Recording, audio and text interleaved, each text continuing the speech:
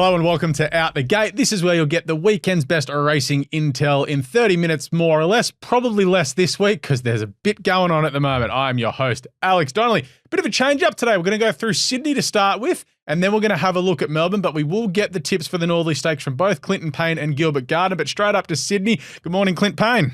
Morning, Alex. How are you, mate? I'm in the fetal position at the moment, as you would totally understand, being an Arsenal supporter and watching Chelsea get towed up at Ellen Road this morning. It's not much fun. It's been an enjoyable morning. Arsenal played a terrible 2-0 win, and I've just seen the Chelsea scores. As an Arsenal fan, it's been a great 20 minutes or so for me, but I'm not going to rub it in because there's a long way to go in the season. But this weekend in Sydney, Clint, the races have been moved to Sunday because it's going to be stinking hot the next few days out in Western Sydney. The races are to be run at Rosehill. Yes, I'd say the air conditioner is going to get a run for the next 48 hours. 39 degrees. They're predicting on Friday and around 40, 41 Saturday. The idea was floated to move the meeting to Saturday morning. Racing's First Lady had a bit to say about that on social media, but unfortunately that wouldn't have worked because the temperature's meant to be over 38 by midday, and under hot weather policy 2, basically the meeting would be called off. So we would have got through around 4 races if we had followed Gay's idea, but they've just moved it to Sunday.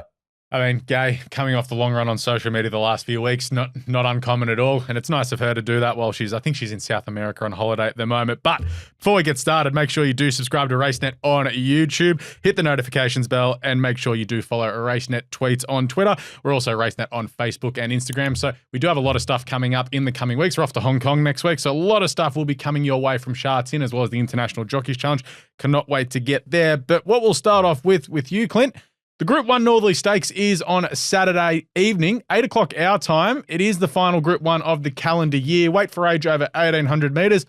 I remember when this was called the Fruit and Veg back in the day, but really interesting race. The favourite down the bottom is the 3-year-old King of Light on 52 kilos. Western Empire suited back at weight for age. And of course, we do have Cosmic Crusader, who missed the run in at the Railway last start, and he's going to be in the market as well. How are you looking at this race? Mate, being honest, I'm not a West Australian expert. I tend to switch off after Rosehill and Caulfield finish on a Saturday, but obviously, being Group 1 races, you have a bit of a look, and he's not one of mine. First of all, let me talk about the 3-year-old. He's impossible to line up. You cannot line him up. You either go him, or you're all in him, or you go the other way, and I'll go the other way. Yep.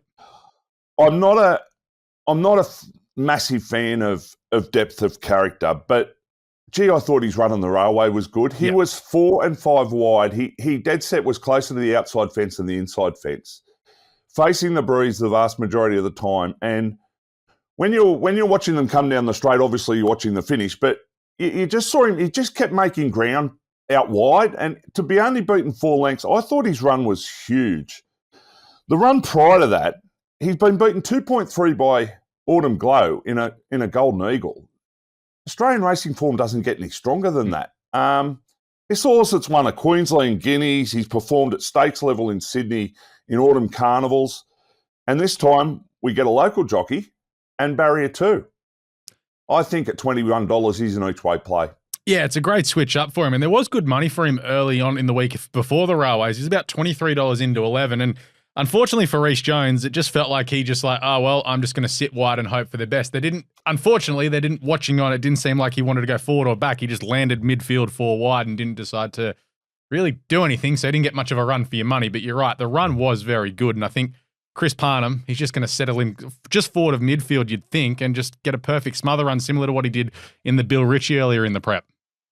Yep. I think he'll run well, the horse. Whether or not he can win it, whether or not he's a Group 1 horse, well, I didn't think Libertad was either, but he's now a Group 1 winner. So, Western Empire, I thought he was good in the Railway too, and obviously dropping back to weight for age. He ran second in the race back in 2021. That's 4 years ago. Wow.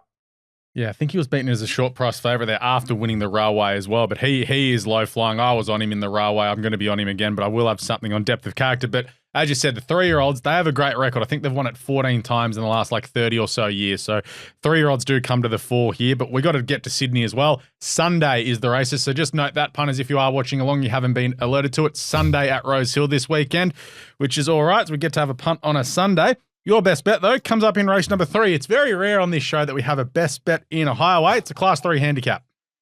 It's very rare. I have my best bet in a highway too. It's the last race I'd look at when I do form for a Saturday meeting, highways. So I figure there's enough country meetings during the week. But look, it's topical too. Santa time. He just ticked every box when I assessed this race.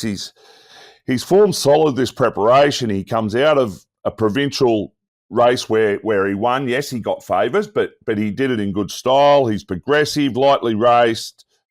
Jason Collett, barrier 1. He's going to be just behind the speed, probably 2 pairs back, maybe 3 at absolute worst. The race should be run to suit. Just ticks my boxes for the sort of horse that I want to be on the highway. And look, it's very much an off-season meeting, so these are the sort of times you tend to look outside the square. But when I went through them, as I said, he just ticked every box for me, and I came back to him at around the $4.50 mark. I just thought he represented a bit of value. I had him marked closer to $3. Don't mind it. Your next best on the card comes up a little bit earlier in the day. Race number 2, benchmark 72 over 1,800 metres. Get a Chris Waller horse. Gets a state switch and blinkers on for the first time.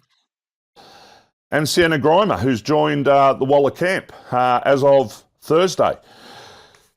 Same sort of thing, just a horse ready to peak. He's had the 4 runs. He's run well every time. He went to Melbourne. He ran well during Cup Week. He comes back to Sydney, finds the right race, maps beautifully. I can see him travelling 2 pairs back off the fence. Add the Sienna Grimer 3 kilo claim, which I think is going to be a real bonus over the summer months. Carries 53 kilos. If he's going to win a race this preparation, it's on Sunday. Don't mind it. That's a good little push. And of course, Sienna Grimer still claiming 3 kilos, joining Waller full-time. Has obviously ridden a stack of winners in country New South Wales as well. So when you're floating around on a Wednesday and a Saturday, when I'm not saying the jockeys aren't trying as hard, but they're not as probably mentally switched on during the Christmas period, Sienna Grimer, good opportunity to make the punters some money. Best value on the day comes up in a race number 8. I'm amazed you found a race in this. This side, I look at this, I'm like, well, this is a lead up for about 15 other races coming up in coming weeks and months, namely probably like a Magic Millions race. But it's a benchmark 94 over 1,400 metres, but the horse you're with comes out of a good race at Canberra. I know people look at this Canberra race and be like, oh, it's Canberra form. It was a $200,000 race that's been pumped up over the last 4 years, and this horse has a great record at the track. An open quality, so as you just said, Alex, the form out of this is solid. It should hold up here for sure. Look, these are those off-season suspects that they're borderline welter horses under the old terms. They do tend to take it in turns. Mickey's Medal, though, he's a horse that made good progression last preparation during the winter, raced consistently well in Sydney and worked his way through the grades. And I thought his first up run was huge. He was wide without covering ground, and kept making ground the whole way to the post, provided he's come through that run okay. I think he sets up beautifully here. Great barrier. Really, really favourable on the map. I've got him travelling around midfield with cover.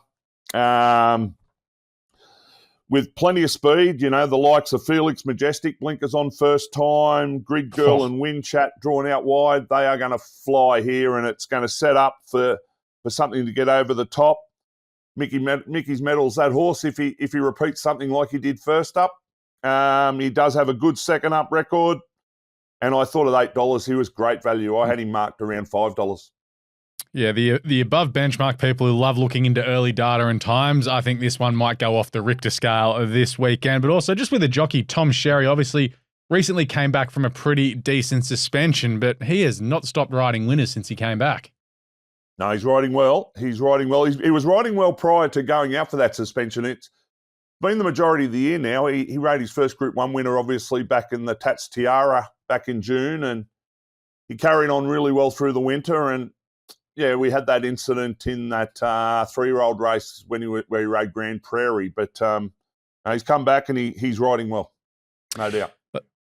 I like it. Tom Sherry could be another one to follow through the summer months. Let's get to your quaddie numbers. Hopefully we can sit back and have a nice little Sunday session with the quaddie. Few numbers in here because, as you said, there are some open races with, in the nicest way of saying it, some usual suspects that are going to be running at this time of year. Yeah, it's tough on Saturday. We're in that transition period of across to those summer horses. So, they've been going around a lot of them at the provincials, and now they're stepping up to Saturday company with the carnival horses heading off to the paddock. So I've tried to keep one leg thin, but anyway, we'll kick off in the first leg with 4 numbers. We've got 4, 5, 7, and 13 in leg 1. The second leg's where I've tightened things up. I'm rolling the dice here and saying the 2 map horses, Mickey's Medal and Sunshine in My Pocket, are the 2 horses to beat, and we'll fight the race out. They're numbers 9 and 10. The third leg, we have 5 here. We've got Belle de Tell, who I do think sets up quite well this Saturday. If they do choose to back her up, she's looks like she's found a race with a bit of tempo, and that's what she's been looking for. So numbers 2, 3, 4, 5, and 10. And then we'll bring it home with 5 numbers in the final leg. Numbers 2, 3, and 8, 10, and 18. And all your $100 there will get you 50%. So that can be something that this Sunday we can roll in. Watch that. And we can roll into the last few races at Sha Tin for this weekend. Do need to talk about the news. Obviously, still a fair bit going on at the moment. It just feels like all of a sudden we'll wake up in a couple of weeks' time. Autumn horses will be trialling and we'll be getting ready for the carnival once again. But what's going on up in Sydney? Well, while you're doing that, I'll be in beautiful Ulladulla on the south coast of New South Wales. But, well, all the talk this week's really been around the rescheduling of this meeting to Sunday. That's been the majority of it. But obviously we've got, as I touched on before, Sienna Grimer has she's now moved to Chris Waller's on a 3-month loan with a view to, if it works out, obviously staying there full-time for the rest of her apprenticeship. Jace McMurray has actually found his way back down to Sydney as of last Monday. He's rejoined the Michael Friedman stable. So there's another talented apprentice joining the Sydney ranks over the summer months. Okay, so a couple of apprentices that we might be able to follow over the summer months. So write those names down, chuck them in your black book as well, because you can get notifications across on a Racenet IQ when they do have rides as well. But just quickly touch on the selections for this weekend. Clint keen on depth of character each way in the Northerly Stakes is best bet race 3, number 3, Santa Time. It is nearly that time. Next best is a Full How, and the value play race 8, number 9, Mickey's Medal. Short but sharp one this week, Clint. Obviously, we're getting close to holiday time for you and me, jaunting overseas, Hong Kong next week. So it's a good time of year. It is a good time of year. It's it's a great time of year, and the weather's been brilliant in Sydney. So it'll test us the next couple of days, but I prefer it warm than cold.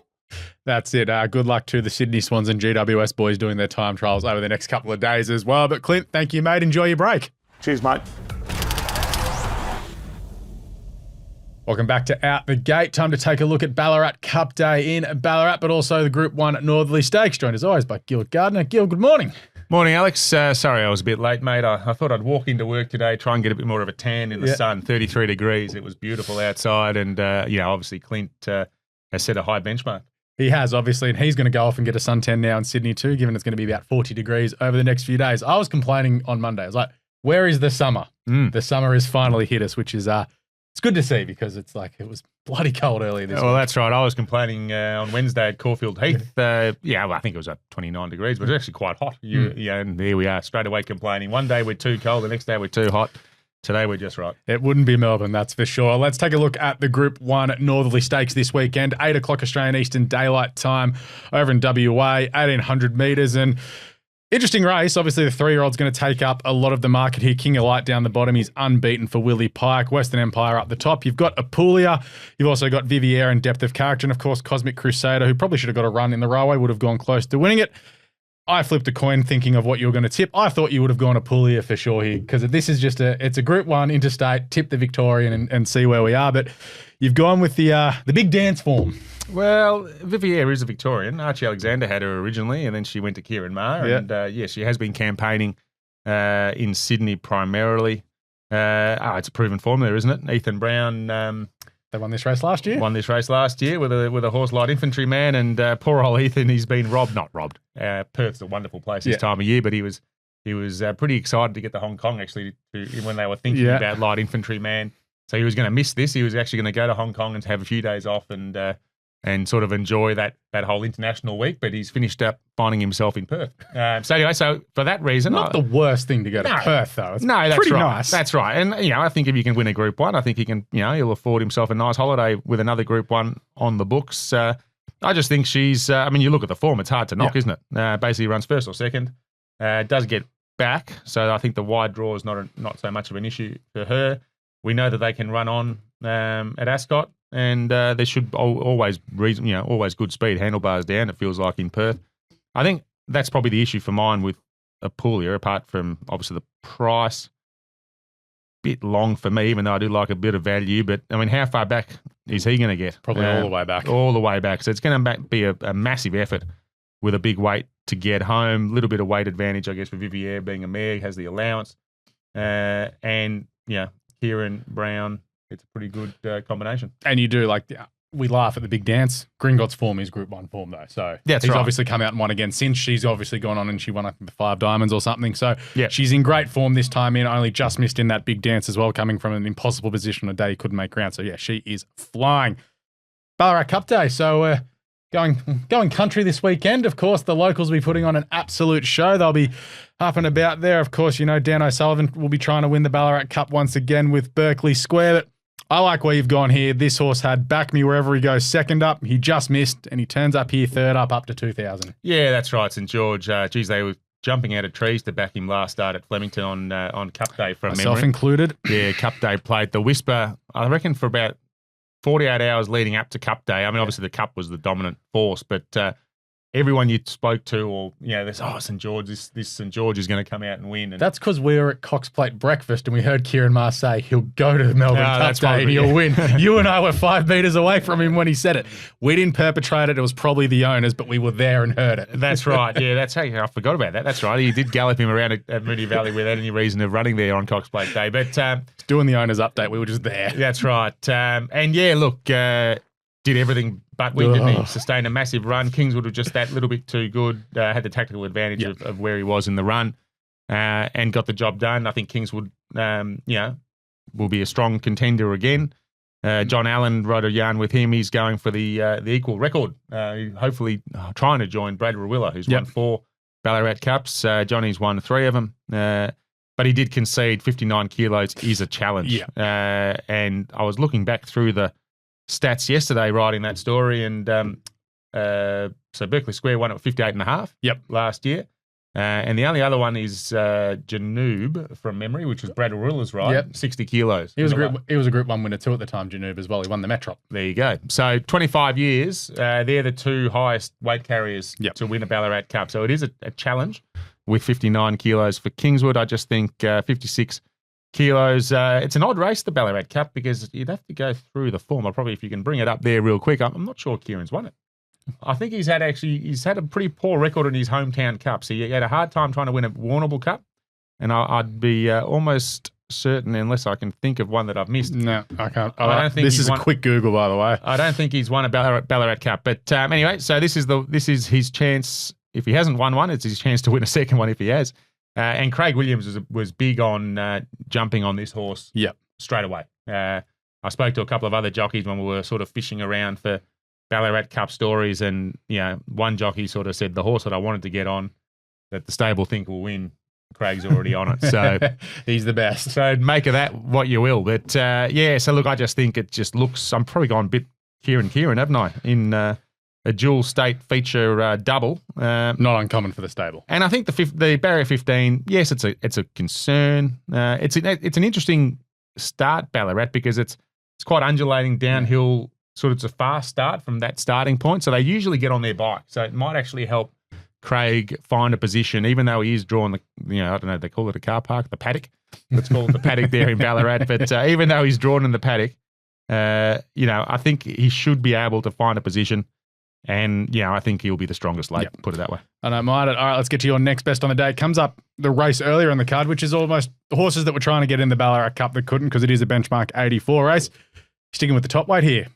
Yes, Libramy. Another one that's actually coming through Oaks Day, if memory serves. In the Al Duca race.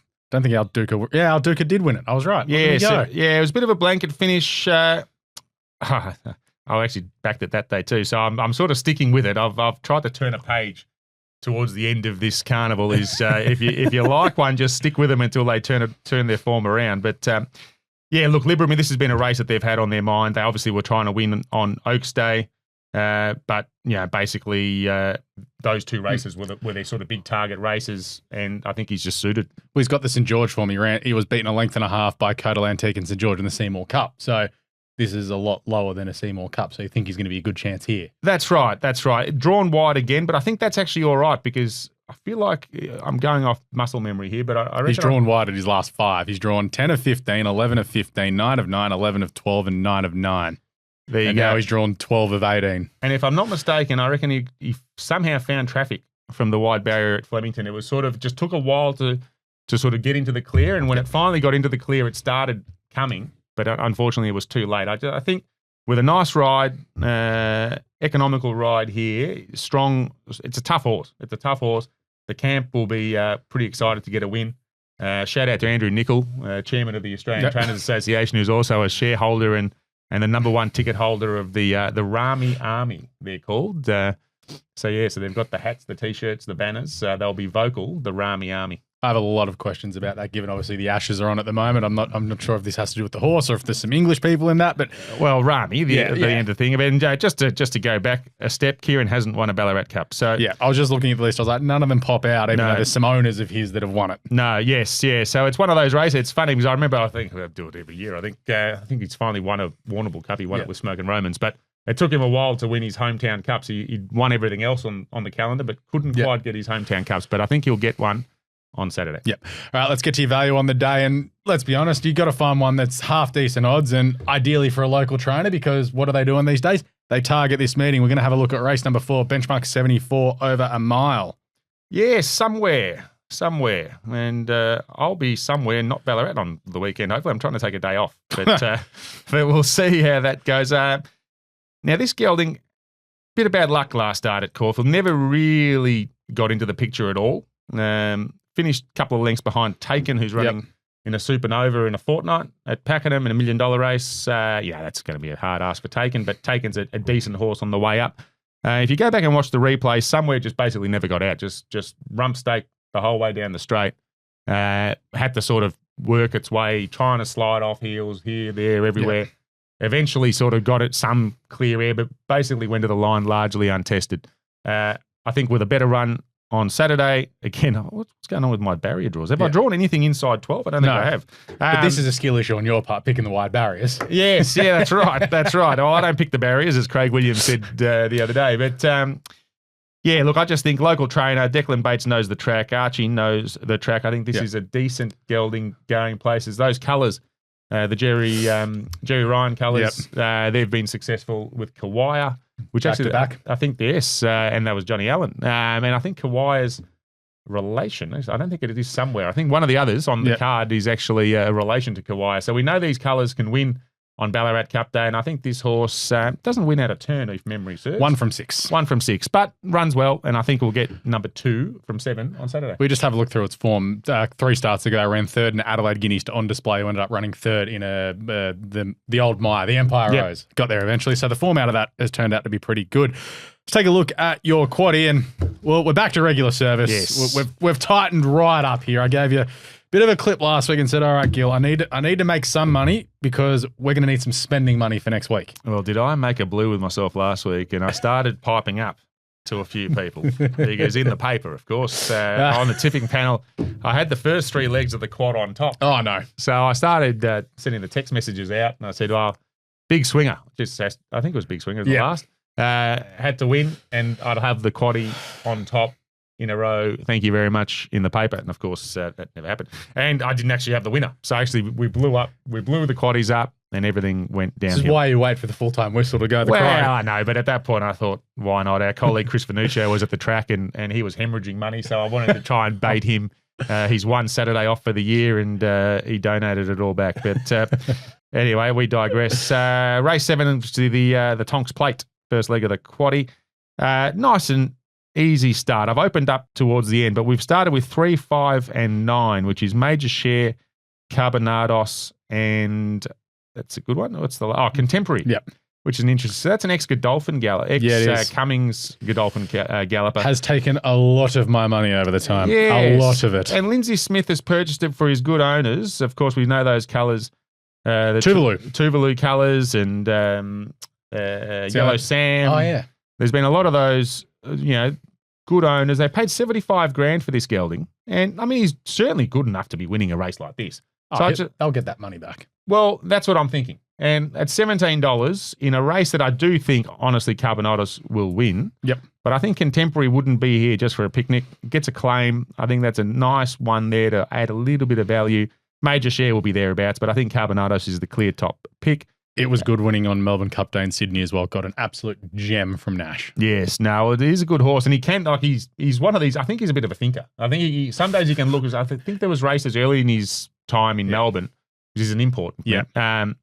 That you're like, and I think Lindsay Park were thinking, hang on, we've got one here. And then Nash threw him through a gap on Melbourne Cup Day. He's like, nah, mate, you are going through this. Kicked in the ribs, rack over the rump, and away he went. Oh, there you go. He was out of a cannon. Well, I don't know who's right. Well, who's riding on Willow?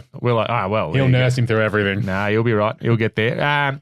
The second leg, Liberamy and Party Crasher, nice and simple. Yep. I think Liberamy will win. Yep. Third leg, again, fairly simple. St. George, I think, is just the best horse. So that's 3, 6, and 7. Yep. Air Assault, the 3. How did Air Assault end up behind Sabage in the run at Cranbourne? Well, that's one of life's great mysteries. Yeah. It was I watched it again, though. I'm not convinced. Yeah. Yes, I thought it was a bit plain, to be honest. Okay. Not the right position to be in. And I just expected a little bit more. So I'm thinking there might be a bounce back here. I'm hoping anyway. St. George, I think, is the clear top pick. And Poison Chalice, they've ripped the blinkers off. I think that'll help him. One-sided winker on. Yeah, that'll do. As long as he can run straight. He it's to straighten him up. Yeah, he let up last Saturday, wasn't it? Yeah, let up last Saturday. And just the white flag went up too early. It was just sort of a weird situation. I see Damien Lane back aboard, so he's back from his sojourn to Japan. I thought he was a half a chance in the Japan Cup. At the 200, he loomed on Tats Sierra. Bless Caland again. Why didn't Tats Sierra go back to Hong Kong? He would have knocked off Romantic Warrior next week. Anyway, it's another point. That's another point. But anyway, good to see Damien Lane straight from Tokyo, 100,000 people at Tokyo or Japan Cup. And he'll have about 15,000 at Ballarat. Yeah, but there'll be 100,000 cans drunk at Ballarat. That's true. So, yeah, Poison Chalice, I think, is the smoke. He ran about 4th or 5th in this race last year, of course. Yeah. Paul Prushka won this race a couple of years ago.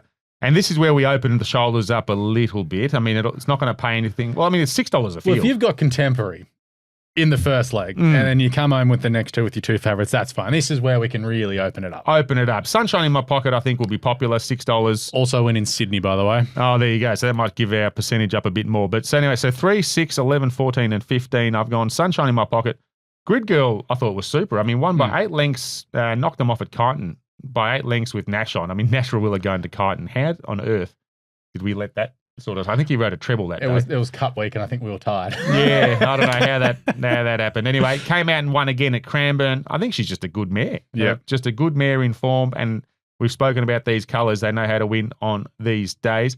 LaFerrari, I would much rather him be at Flemington.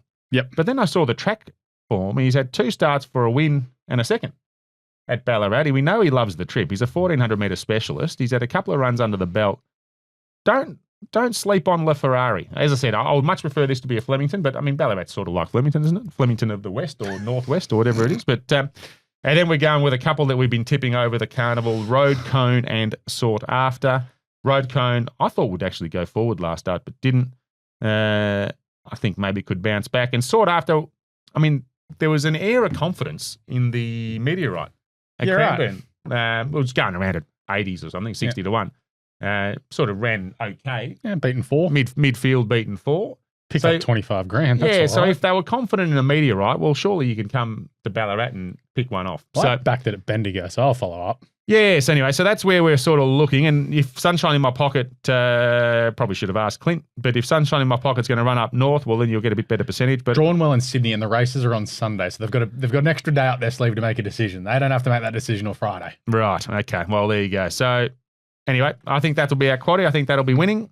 And good luck to everyone. All right. Before we do get to the news segment, I need to tell you that Racenet IQ's Pro Tips found a couple of big price winners last weekend. Greg Paulson had Major Beal on top. It was $51 earlier in the week and started at about $21. And James Maloney was super keen on Blacklist in the Country Classic. He got the job done at $10.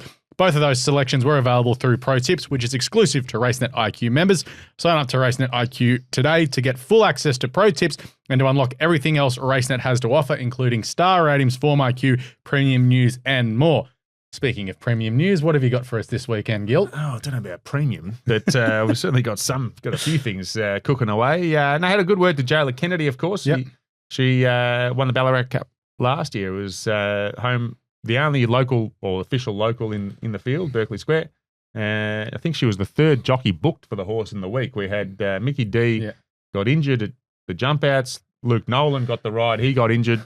Also, the jump outs were in a race. And then, might have been in a race, actually. And then, Jayla, obviously apprentice to Dan O'Sullivan, gets the job done and got the job done. So did a feature piece with her earlier this year for Racing Victoria, where we went through that race and sort of the day and the week leading up to it, and basically how she'd done all the work on it. And Dan's like, oh well, up you go, up you go. Good luck. Yes, that's right. So that was a great result for her. Now, unfortunately, we haven't seen Jayla for.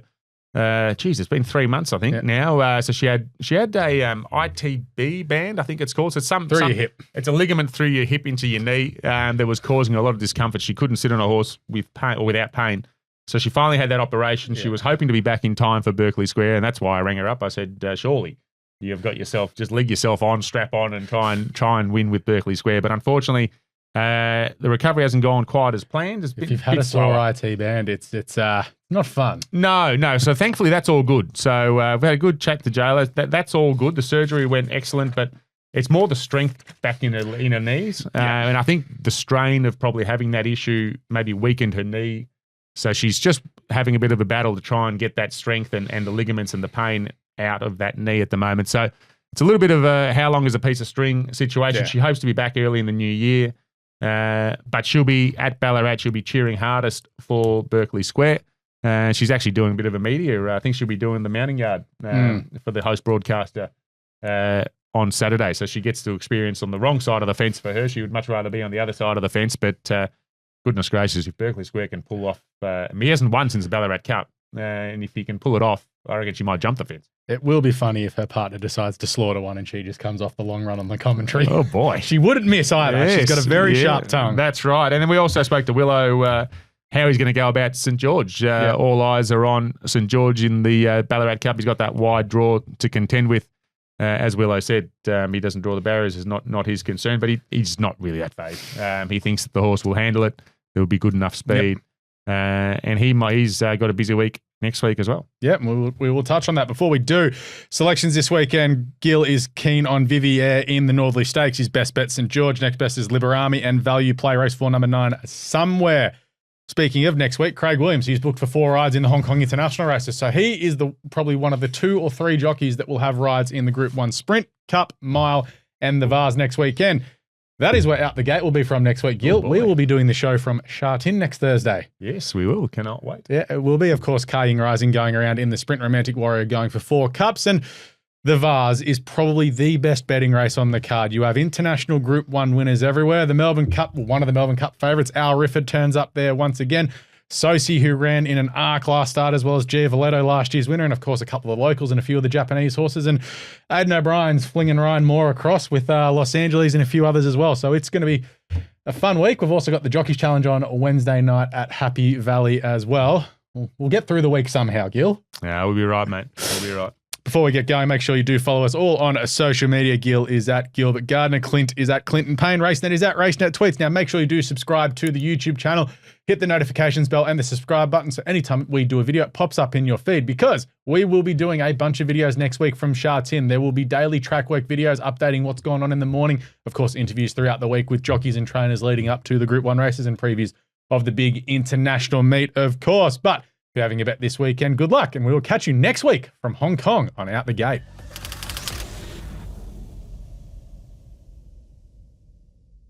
Chances are you're about to lose. For free and confidential support, call the number on the screen or visit the website.